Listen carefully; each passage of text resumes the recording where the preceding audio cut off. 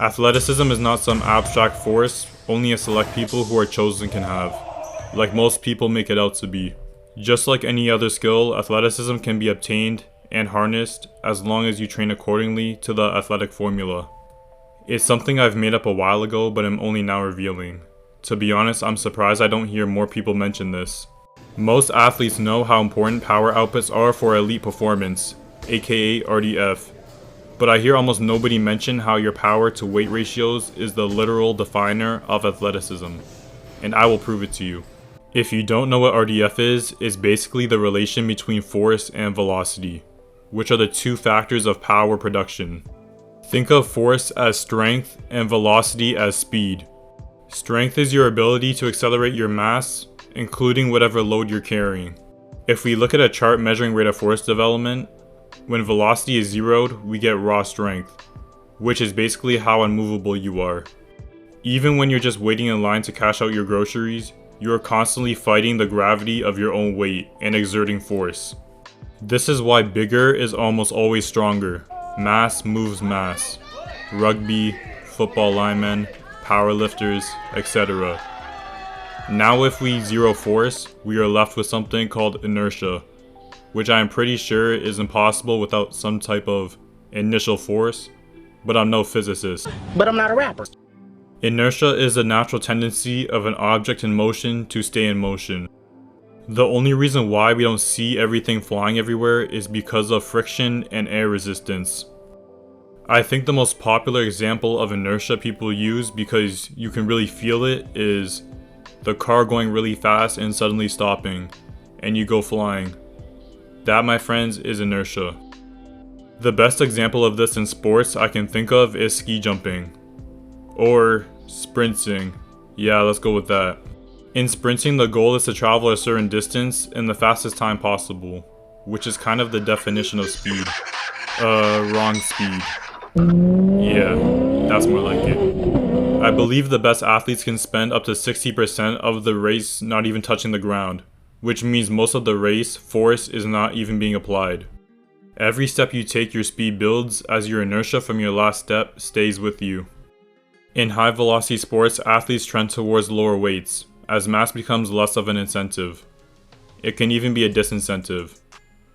In track, velocity is the goal, and high forces requires time, which we don't have while running.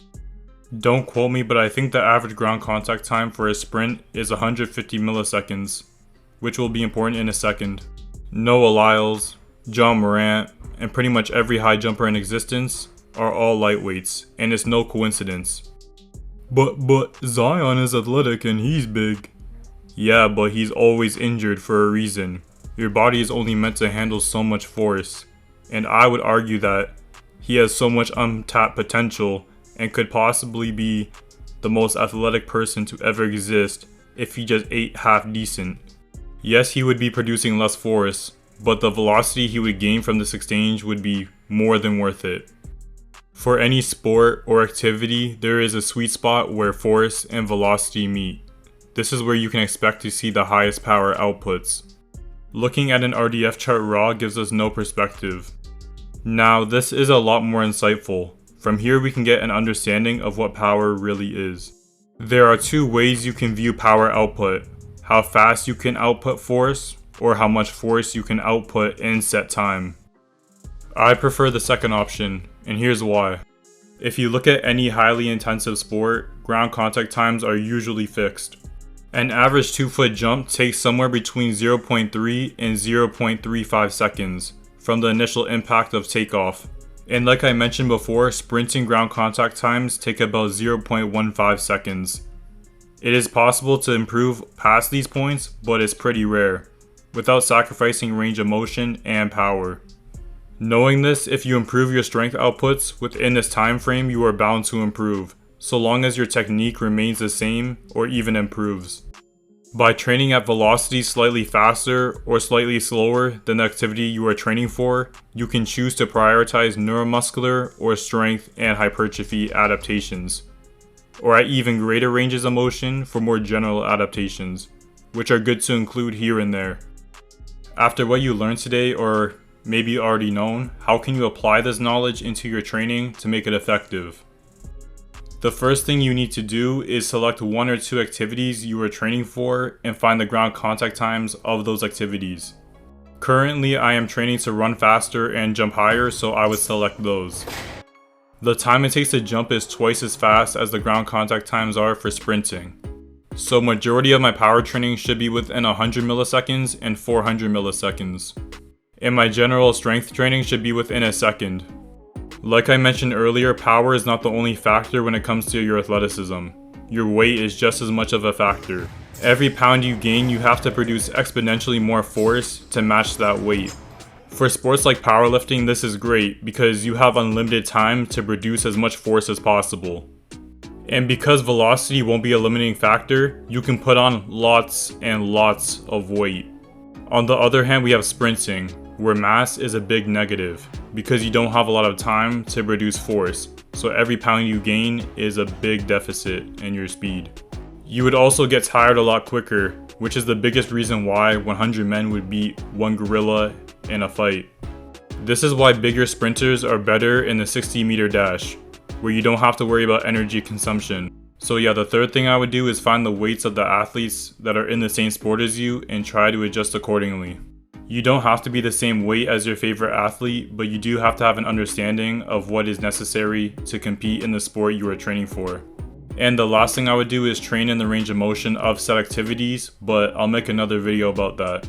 If you watched the video all the way through, I really appreciate it. Y'all are real ones.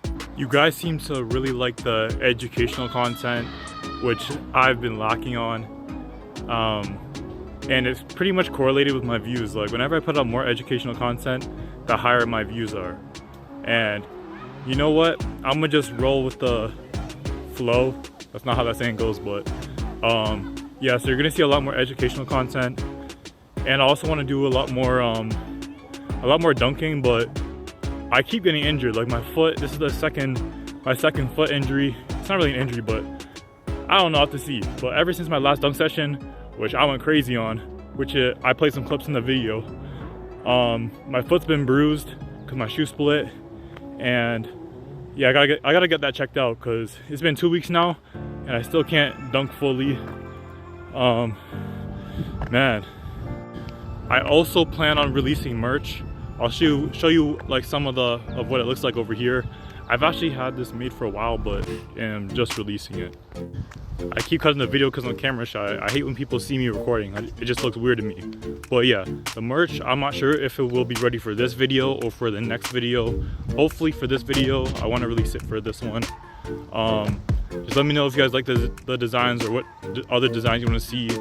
I've been trying to put my art on display lately, so yeah. Thanks for watching. Let me know your critiques and what I could do better. But I think this is one of my better videos. But we'll see.